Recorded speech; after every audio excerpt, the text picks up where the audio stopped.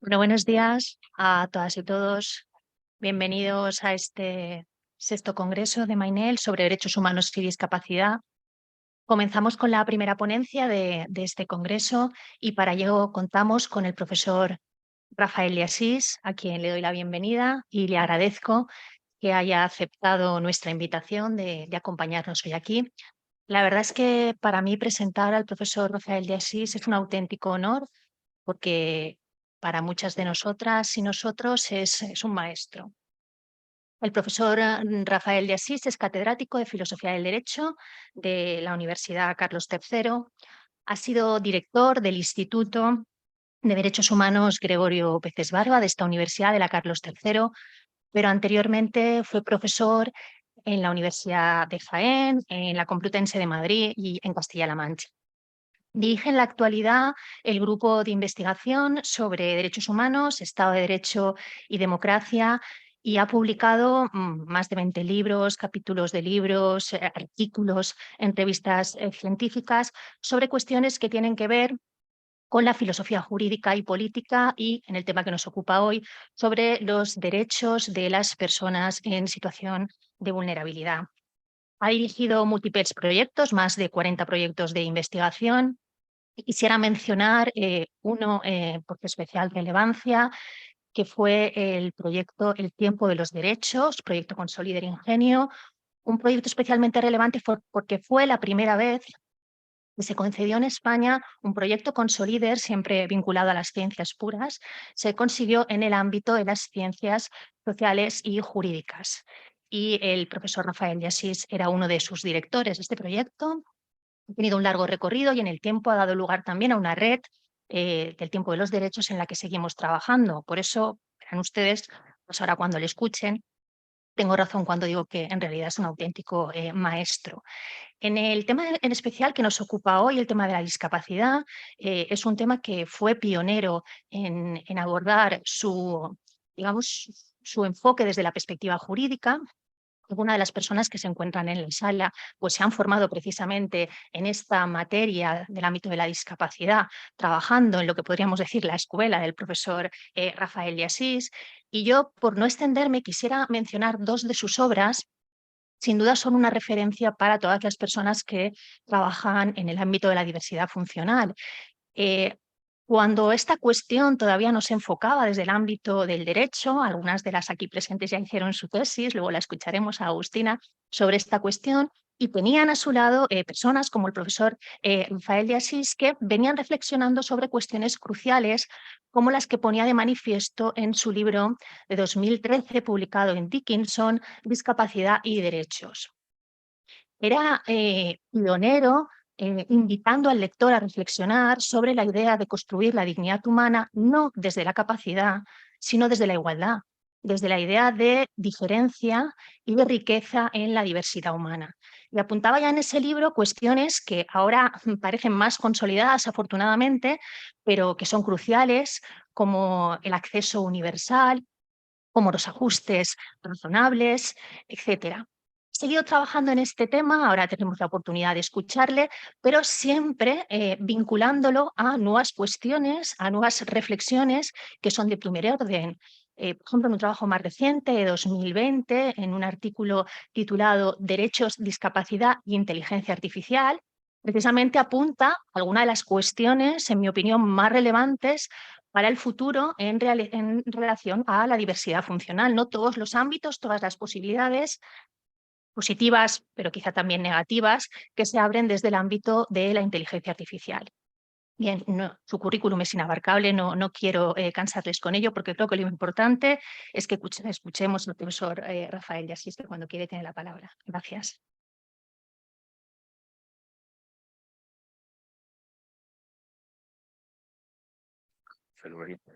Bueno, pues buenos días a todas y todos. Yo quiero, en primer lugar, agradecer a la profesora Ángeles Solanes todas sus palabras que eh, son consecuencia de una amistad. Entonces, me han empezado a entrar calores cuando iba diciendo cosas. Hay que rebajarlas, obviamente, porque ya digo que que tiene que ver mucho con amistad y con haber trabajado juntos en muchos de esos proyectos que decía, que se han enriquecido gracias además a su presencia. Agradecer también a los organizadores, a la Fundación Mainel, a Vicente Belver y a Antonio Luis Martínez Pujalte, pues el que me hayan invitado a estar aquí en esta primera conferencia o esta primera sesión de un congreso sobre derechos humanos y discapacidad, que es un tema que efectivamente me acompaña mucho en mi labor investigadora, en mi labor docente. Bueno,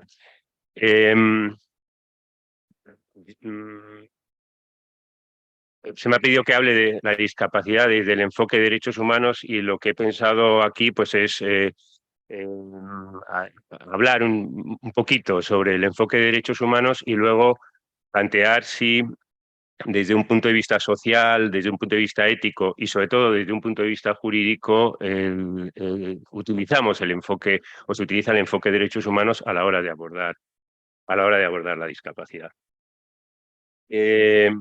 Obviamente, hablar de la discapacidad desde el enfoque de derechos humanos pues nos obliga a tener presente la Convención de Naciones Unidas, la Convención sobre los Derechos de las Personas con Discapacidad, la Convención del año 2006, que de alguna manera supone o es la culminación de lo que en el ámbito del tratamiento de la discapacidad pues se ha denominado, a veces con distintos nombres, como el modelo social, ¿no? El modelo social, aunque a veces es verdad que esto lo discutimos, ¿no? Y hablamos si existe más allá del modelo social un modelo de derechos humanos, pero el modelo social es el que acerca a la discapacidad al ámbito de los derechos y lo hace porque, como todas y todos sabéis, lo que hace es utilizar un concepto que es un concepto muy familiar, un término que es un término muy familiar para dentro del discurso de los derechos humanos, como es el término barrera, ¿no? La discapacidad pasa a ser definida en términos de barrera y no en términos de condición, de deficiencia. Y claro, la idea de las barreras pues es una idea que está en la historia de los derechos. Además, claro, la Convención encaja muy bien en esta historia de los derechos porque de alguna manera puede ser contemplada dentro de tres de los grandes procesos históricos, desde los que describimos esta historia, que son el proceso de generalización, el proceso de especificación y el proceso de internacionalización. Todas las que estéis familiarizados con estos procesos, pues sabéis que el proceso de generalización es un proceso que lo que hace es extender la titularidad de los derechos, extender los derechos a personas y colectivos que no los venían disfrutando o que no para los cuales estos derechos no habían sido reconocidos. La Convención de alguna manera expresa esto, la extensión de los derechos humanos a las personas con discapacidad. Proceso de especificación, que es el reconocimiento de alguna manera de derechos específicos a personas que se encuentran en una determinada situación. La Convención de alguna manera también expresa esta idea de especificación y el proceso de internacionalización, que es el reconocimiento de los derechos, ¿no?, en el plano internacional. La idea de que en muchas ocasiones no basta con un reconocimiento estatal, con un reconocimiento nacional de estos derechos, a veces porque son los propios estados, ¿no?, los que violan los derechos, o también porque los problemas no se pueden abordar simplemente desde un esfuerzo nacional, desde un esfuerzo estatal, y ahí surge el proceso de internacionalización y la Convención de nuevo es expresión de este proceso, tiene que ver con este proceso. Lo que obliga a la Convención y lo que obliga el modelo social y lo que nos obliga es, por lo tanto, bueno, pues ya a tratar la discapacidad desde ese enfoque de derechos humanos. No sabía cómo ponerlo esto en una diapositiva, ¿no? Tengo siempre dificultades para eso, pero sí que quería incidir, y aunque no me detenga mucho en ello, a hablar un poquito del enfoque de derechos humanos, porque es verdad que que hablamos mucho de esta necesidad de abordar la discapacidad desde un punto de vista de los derechos, no solo la discapacidad, hablamos de abordar situaciones de vulnerabilidad desde un punto de vista de los derechos y cuando uno se pone a trabajar, pues a veces no sabe muy bien qué es esto, ¿eh? No sabes muy bien qué significa el enfoque de derechos humanos, ¿no? Y yo me imagino que no sé si se va a repartir, pero obviamente si se reparte entre los asistentes no hay ningún problema, ¿no? Bueno, ahí yo traía pues 15 exigencias que me parece que son fundamentales cuando hablamos de un enfoque de derechos. Situar a las personas en el centro y reconocer que todas las personas tienen su propia voz, me parece que esta es una de las exigencias de este enfoque. Reconocer el derecho al libre desarrollo de la personalidad y la libre elección de la forma de cómo vivir. Asumir que la identidad de las personas es la suma de condición y situación. Las personas tenemos identidad diversa, ¿no? Y nos encontramos en situaciones distintas. Tomar como punto de partida siempre, yo creo que esto es muy importante desde el enfoque de derechos, ponerte al menos en el inicio siempre a favor de las personas en situación de vulnerabilidad, lo que no significa siempre dar la razón a las personas en situación de vulnerabilidad, pero el comienzo es el punto de partida. Obviamente, adoptar una perspectiva de género, no se puede entender, ¿no?, el enfoque de derechos sin esta perspectiva. Cuando abordas la discriminación, que está íntimamente unida al enfoque de derechos, pues de nuevo, ¿no?, contemplar y tener en cuenta la interseccionalidad, las intersecciones, ¿no?, y las situaciones, ¿no?, en las que se encuentran las personas, el abandono de un enfoque asistencial, el discurso de los derechos, y esto es muy importante en el ámbito de la discapacidad, no es el discurso de la asistencia, entendida como en términos de políticas públicas. No es que sea incompatible, pero esto se queda en un segundo plano. La idea de que los derechos son instrumentos especialmente resistentes, es decir, lo que en el ámbito de la teoría del derecho, ¿no?, hablamos de criterios de validez, elementos que de alguna manera condicionan, ¿no?, el funcionamiento de todo el derecho y de todas las instituciones. Defender que estos instrumentos no es una cosa exclusivamente del espacio público. Esto también es muy importante en el ámbito de la discapacidad. Es decir, los derechos también están en el ámbito de las relaciones entre particulares. La idea de que existe una obligación de respeto, protección, pero también de promoción y muy importante de reparación y de rendición de cuentas, el enfoque de derechos nos obliga también a esto. La idea de que la importancia del derecho internacional, no solo en el sentido de existencia de normas, la Convención, sino también la existencia de órganos de garantía, de tribunales, pero no solo de tribunales, de comités que en el ámbito internacional en ocasiones aclaran y velan, en cualquier caso, por el cumplimiento de los tratados de derecho. La importancia de la diversidad, la importancia de la idea de la inclusión por encima de la integración, porque el discurso de los derechos es un discurso que sitúa la inclusión por encima de la integración. El aceptar y ser conscientes de que todos los derechos, prácticamente todos, tienen sus límites, pero estos límites están siempre en otros derechos o en cuestiones que tienen el mismo valor. Y esto es muy importante también en el ámbito de la discapacidad. Terminaré un poco con esto, porque afecta a la cuestión de los costes y un poco al papel, ¿no?, de esta idea de los del coste económico, ¿no? En el discurso de los derechos,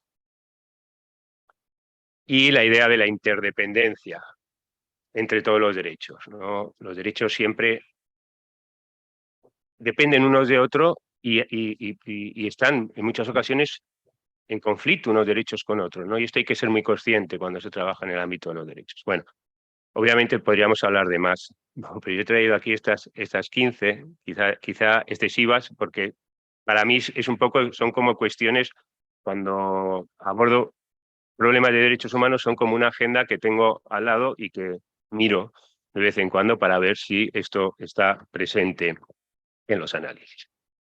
Paso a la segunda, bueno, no he mirado cuando he empezado, Ángeles, tú me dices. La segunda parte de mi intervención era, bueno, y adoptamos este enfoque abordamos la discapacidad desde un enfoque de derechos humanos. Bueno, ahí ya digo que no, ¿no? Me voy a centrar mucho en el ámbito jurídico, pero decía, voy a muy poquito del ámbito social y un poquito del ámbito ético. Desde un punto de vista social, yo creo que esto está claro. La sociedad no aborda la discapacidad desde un punto de vista de los derechos, ¿no? Yo creo que estamos todavía anclados en ese modelo anterior al modelo social, en ese modelo que si decía que la Convención asociaba discapacidad con barreras, ¿no? Yo creo que todavía la sociedad, igual no esta sociedad que tenemos hoy aquí, claro, pero esta sociedad que tenemos hoy aquí, que asiste a un congreso de derechos humanos y discapacidad, pues no es representativa, me temo. Pero más allá de esto, yo creo que todavía la sociedad entiende la discapacidad pues desde el otro lado, ¿no? Desde el lado de la condición, desde el lado de la deficiencia, desde el lado de lo especial, desde la idea que lo que tenemos que hacer es conseguir que las personas no sufran discapacidad.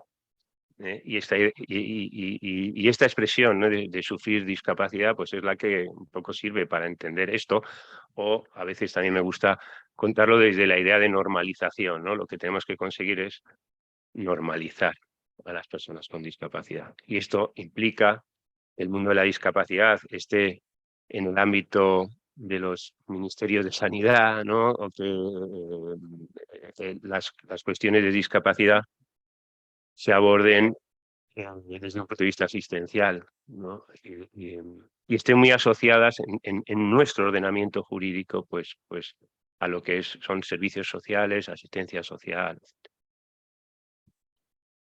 ¿Qué pasa desde un punto de vista ético?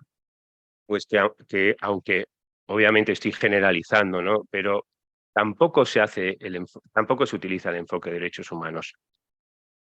¿Por qué? Porque desde un punto de vista ético hay dos pasos muy importantes que se están dando, ¿no? Pero que no se han dado completamente.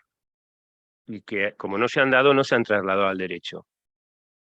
Y sobre los que todavía hay que pensar probablemente y construir todo un discurso, ¿no? Y que afecta nada más y nada menos que a dos referentes del discurso de los derechos humanos como son la dignidad y la igualdad, claro. Desde el punto de vista de la dignidad, todavía seguimos construyendo una idea de dignidad, que es la idea que surge en la modernidad, muy vinculada a un modelo de ser humano definido en términos de capacidad. El ser humano es digno porque es un ser singular y lo es porque a diferencia de otros seres vivos, pues tiene capacidad para razonar, capacidad para realizar juicios estéticos, capacidad. Y así se ha descrito, y así se ha escrito también sobre la dignidad, ¿no? Y esto es verdad que, por ejemplo, en el ámbito jurídico, pues ahora se va a hablar de esto, ¿no? Toda una reforma en materia de capacidad jurídica que de alguna manera es expresión de este replanteamiento, ¿no? Pero claro, luego las normas hay que aplicarlas, ¿no? Y quizá todavía quienes aplican las normas o los propios juristas todavía este cambio no lo hemos dado del todo, ¿no?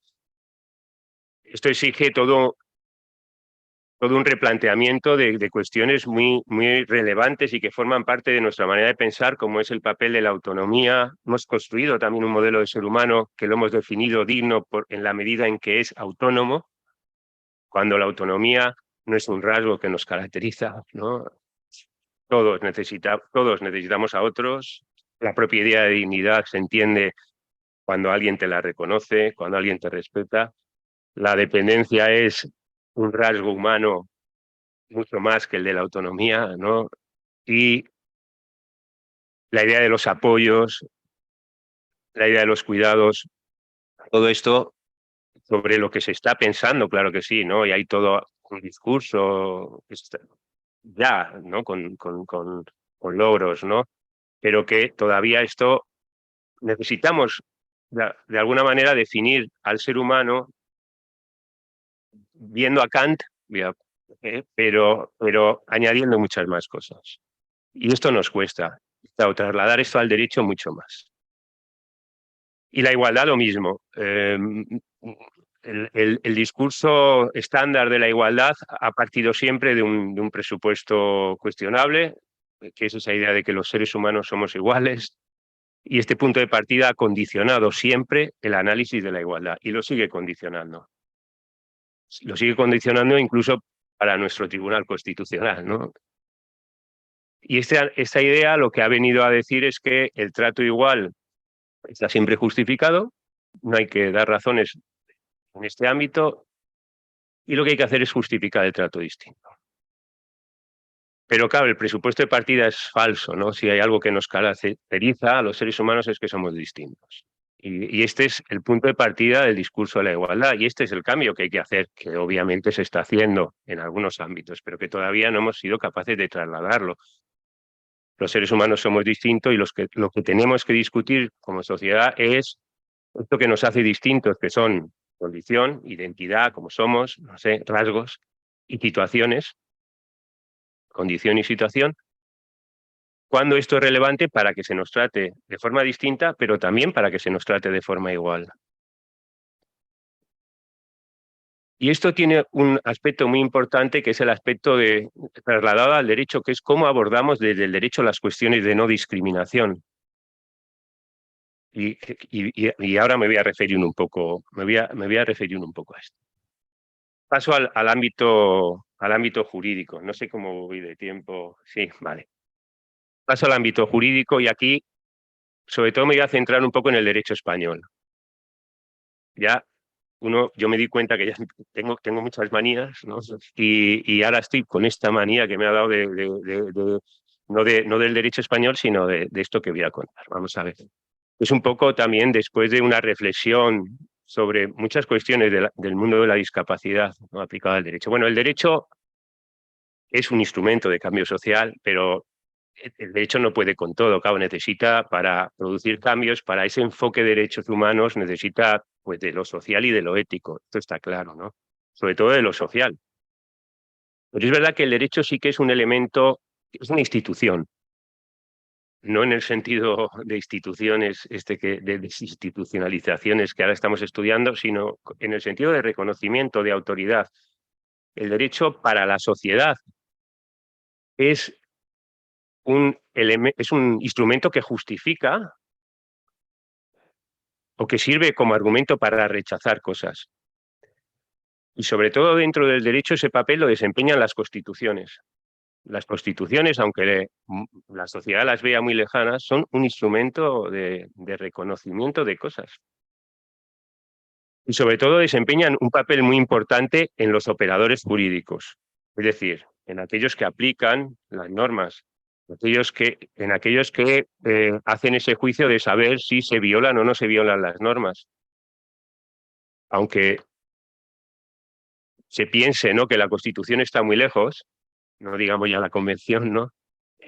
Aunque se piense esto no es del todo así, porque la Constitución es la que establece un marco y ese marco crea una forma de entender, de interpretar, de abordar las cuestiones en el ámbito jurídico. ¿Y qué ocurre? Bueno, pues que yo creo que nuestro marco constitucional hace que la discapacidad no se pueda abordar desde un enfoque de derechos humanos. Y entonces urge cambiar el marco constitucional. Que si no se cambia ese marco constitucional, me temo que no vamos a avanzar. Sí se avanzará, se han dado muchos avances, ¿no? Pensemos que desde el 2006 hasta ahora ha habido grandes cambios en dos sentidos: reconocimiento de derechos de las personas con discapacidad y lucha contra la discriminación. Pero esto segundo igual no se ha hecho desde un enfoque de derechos. Y una de las razones es esta, del cambio constitucional. Bueno, aquí yo traigo, bueno, ¿y qué cambios? ¿Qué cambios? Bueno, hay uno que es evidente, ¿no? Que lo llevamos discutiendo, pero no hay manera de que este se produzca, que es el cambio del artículo 49. El artículo 49 obviamente presenta un grave problema, y es problema la manera en la que se refiere a las personas con discapacidad, pero luego tiene otros muchos. En la diapositiva y en el papel que si se les entrega está ahí, pues ahí planteo, bueno, está por un lado el texto del artículo 49, por otro lado el texto del consenso, que no sé en qué situación está el consenso, porque, pero parece al que se había alcanzado, y los déficits de ese consenso desde mi punto de vista. Creo que es necesario reformar el artículo 49, no me voy a detener mucho en ello, pero sería muy importante quizá trasladar ahí la idea de apoyos y asistencia y sobre todo la idea de accesibilidad universal. Los juristas necesitamos palabras que estén en el texto constitucional para agarrarnos a ellas. Y si no están estas palabras es muy difícil. Y yo creo que no se puede construir un discurso de los derechos de las personas con discapacidad sin accesibilidad universal. Y este término es algo que debería estar. Quizá también otro. Pero no basta con tocar el artículo 49. Es importante llevar el artículo 49 a otro lado. Que la situación del artículo 49, como sabéis, es la situación de los principios rectores, donde tradicionalmente allí se llevan los llamados, no todos, pero buena parte de los derechos económicos, sociales y culturales, derechos que muchos, entre otros nuestro Tribunal Constitucional, no considera como derechos fundamentales. ¿Qué produce esto? Pues la idea equivocada de que el artículo 49 es el que reconoce los derechos de las personas con discapacidad, que no es cierto. No, las personas con discapacidad, ¿verdad?, pues tienen todos los derechos que cualquier otra persona, por lo tanto tienen todos los que vienen antes. Y para algunos la consideración de que los derechos de las personas con discapacidad son derechos económicos, sociales y culturales, que no lo son. Vuelvo a decir, son todo el resto. No basta con tocar el artículo 49, cambiar la terminología, etcétera, sino que es importante llevarlo a otro lado, llevarlo al lado de los derechos, si se quiere a la sección segunda, pero que sacarle de allí para evitar equívocos y para poder utilizar los instrumentos de garantía que utilizamos para los derechos. La otra gran cuestión, el tratamiento de la discriminación. Esto exigiría un cambio en el artículo 14. Este no es tan relevante, añadir ahí discapacidad, ya nuestro Tribunal Constitucional lo ha hecho. Tenemos una ley reciente, ojo, la Ley de Igualdad de Trato, que cuando define la discriminación, claro, incorpora ahí la discapacidad, pero el problema es el otro, es el del artículo 81. Y esto me parece fundamental, porque esto es lo que hace que el enfoque de los derechos no llegue. Sabéis que el artículo 81 lo que hace referencia a las leyes orgánicas, que son las leyes en las que lo que trasladamos a la sociedad son aquellas que abordan las cuestiones más importantes y ese artículo 81 se refiere a los derechos fundamentales y a las libertades públicas, y esto se ha interpretado de una manera literal con una serie de derechos que parten del artículo 15, es decir, que no incorporan al artículo 14. ¿Y qué produce esto? Pues esto lo que produce es que las cuestiones de no discriminación, nada más y nada menos, se puedan abordar a través de leyes que no son orgánicas. Nosotros hacemos una gran ley sobre igualdad de trato y esto es una ley ordinaria. Nosotros hacemos la ley sobre los derechos de las personas con discapacidad, en donde hablamos de educación, donde hablamos de salud, donde hablamos de todos los derechos, y lo hacemos por una ley ordinaria. Nosotros ahora estamos, se está planteando pues, el abordar una ley sobre mayores, ¿verdad? Y ya el punto de partida es una ley ordinaria. ¿Esto qué hace? Pues que la sociedad, y si no la sociedad, el mundo jurídico capte que estas cuestiones no son las cuestiones de derechos, porque las cuestiones de derechos van por ley orgánica, estos son otras cosas. Y hacemos leyes en las que las violaciones de derechos las arreglamos poniendo multas. Y intentando sancionar a las administraciones. Esto es algo muy complicado cuando no estás en el discurso de los derechos. Cuando estás en el discurso de los derechos, sí, como límites a los poderes, pero cuando no estás en ese discurso ya es más costoso, porque en ese ámbito, en el ámbito de la administración, se maneja la idea de que sancionar a la administración es sancionarnos a todos. Es decir, es sancionar a la administración con una multa, finalmente la que la pagamos son todos. Esto me parece fundamental, abordar bien las cuestiones de no discriminación. Habría que llevar ahí al artículo 81 esto, para que no hubiese esa interpretación literal y pudiésemos abordarlo bien. Decía también, el enfoque de derechos implica que estos están en ámbito privado.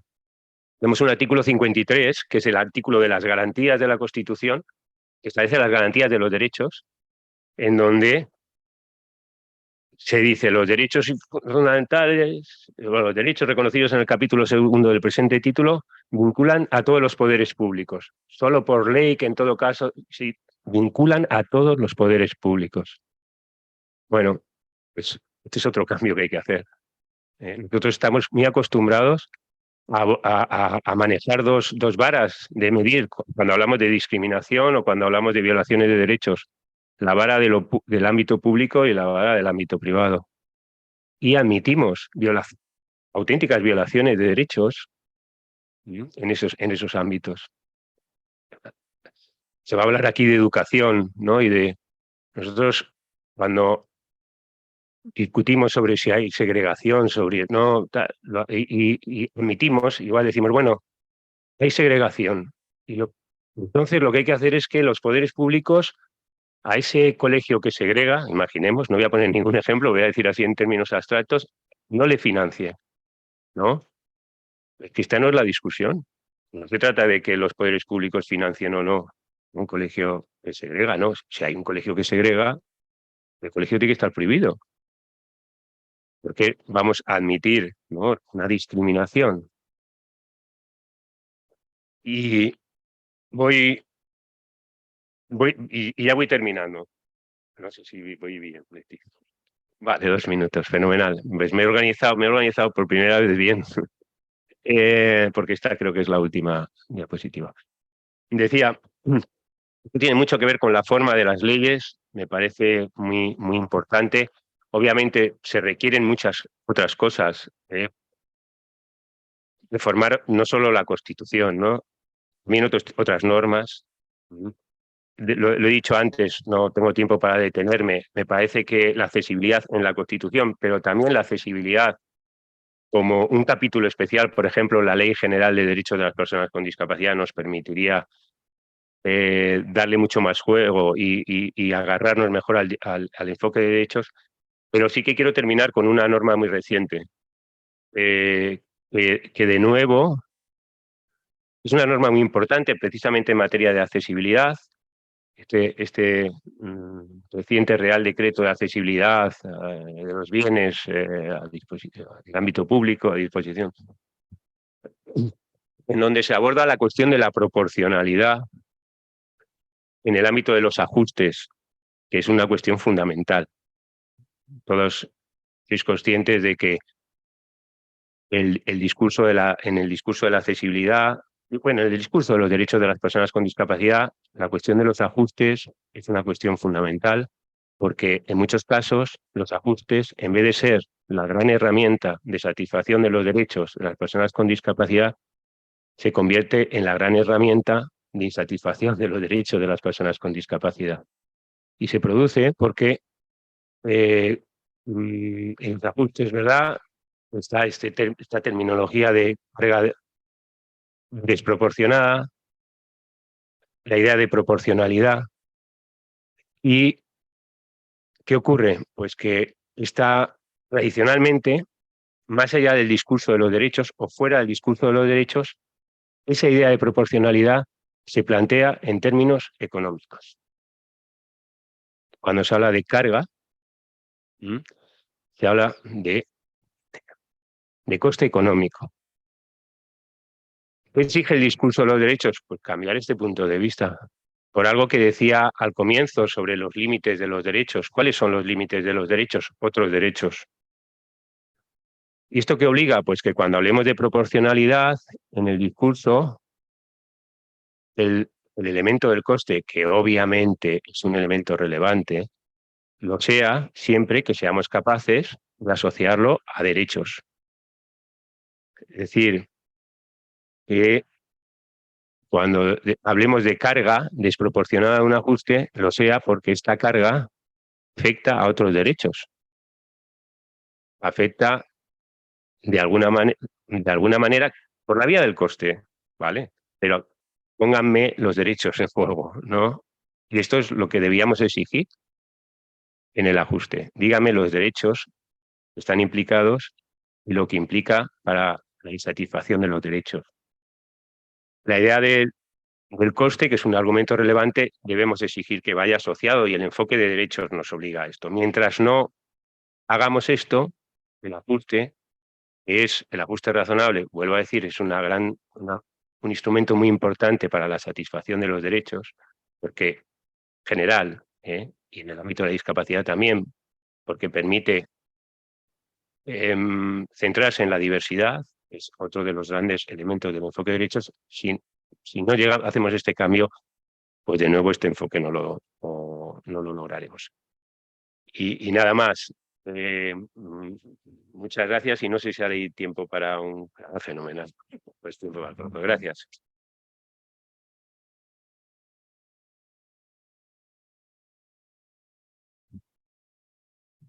Bueno, muchas gracias al profesor Rafael de Asís por la brillante exposición. Tenemos poco tiempo, pero tenemos que aprovechar la oportunidad de poder preguntarle cuestiones, preguntas. Brevemente hacemos un recorrido de preguntas y contestamos brevemente.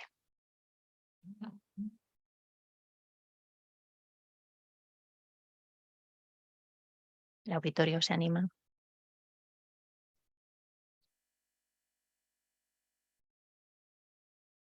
Bueno, si la auditorio nos anima, mientras anima. Mientras anima, a mí me gustaría plantearle una cuestión, ¿no? Que tiene que ver con uno de los aspectos que ha dicho ahora al final y que ha trabajado también en otro de sus escritos, que es esta idea de accesibilidad universal.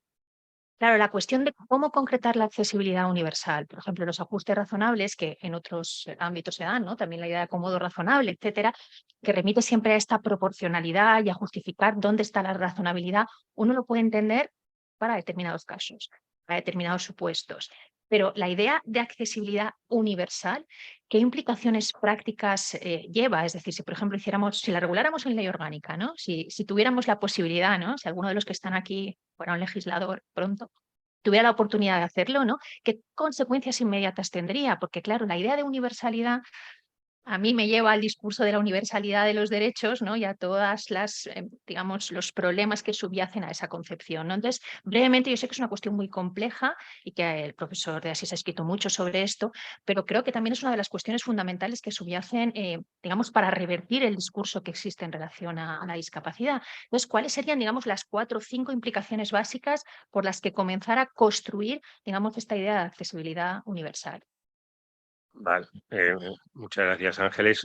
Daría, claro, ya lo has dicho, lugar a otra charla, o bueno, a muchas, ¿no? Obviamente, ¿no? Pero yo aquí sí que es verdad que voy a intentar lanzar 4 ideas y ya está, ¿no? Bueno, la primera de ellas es que a mí, personalmente, me gusta mucho más el tratamiento de la accesibilidad universal de nuestra ley que el de la Convención.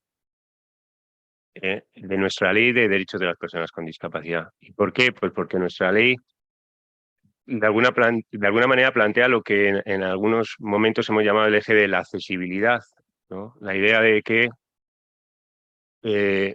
todo el discurso de la accesibilidad universal se desenvuelve entre el diseño universal y los ajustes. Es decir, hay que hacer todo accesible. Si hay algo que no es accesible, es una discriminación, salvo que haya una justificación. Y si hay una justificación, es decir, el diseño universal falla, lo que hay que hacer es construir medidas de accesibilidad, solucionarlas. Si no, si no se soluciona, o si no se soluciona, es una discriminación, salvo que esté justificada. Y si está justificada, lo que hay que llegar es al ajuste. Y esto es el marco. Segunda cosa importante es que hay que utilizar una idea de accesibilidad en sentido amplio, porque tradicionalmente, y esto ocurre en muchos casos, ha ocurrido desde el punto de vista de Naciones Unidas, ocurre en Europa y nos ocurre aquí también en España, es que la accesibilidad, cuando se habla de accesibilidad, lo vinculamos a productos, servicios, entornos, y dejamos fuera los derechos. Y esto me parece fundamental. La accesibilidad hay que utilizarlo en un sentido amplio, no en ese sentido restringido. Los derechos tienen que ser accesibles. ¿Y qué implica esto? Pues el ser conscientes de que hay, en términos jurídicos, nosotros sabemos que hay un elemento muy importante de la accesibilidad de los derechos, que es lo que llamamos el contenido esencial, y que en muchos casos la falta de accesibilidad en el disfrute de un derecho implica violar ese contenido esencial. Si yo no puedo practicar, ejercitar el derecho, si no puedo acceder al derecho, se está atentando contra el contenido esencial de ese derecho. Y la accesibilidad está ahí, está en el contenido esencial de todos los derechos. Y quizá por último, habría muchas más cosas. Muy importante ser consciente de que la accesibilidad es una idea dinámica y compleja en el sentido de que, de lo que hablamos de las cadenas de accesibilidad. Esto me parece también fundamental, ¿no? Ser conscientes de que igual no basta con que cuando uno se plantea políticas en materia de accesibilidad o la idea de accesibilidad, hay que ser conscientes de la conexión que existe, ¿no? Y para poner un ejemplo muy simple, no basta con hacer el colegio accesible, es que las niñas y niños tienen que llegar al colegio y entonces tendrás que mirar también lo de los transportes, tendrás que ver las cuestiones económicas, tendrás que ver, y todo esto es toda una cadena, ¿no? Que si la rompes en algún momento, la accesibilidad no se satisface, ¿no? Seguramente no te he contestado a lo que decías, pero porque igual era muy complejo, pero sí, estos 4 referentes yo los abordaría siempre que hablemos de accesibilidad. Muy bien, pues muchas gracias. Ahora sí que estamos ya un poco fuera de tiempo. Darle las gracias al profesor Rafael de Asís por la brillante exposición y continuamos con la siguiente ponencia. Gracias.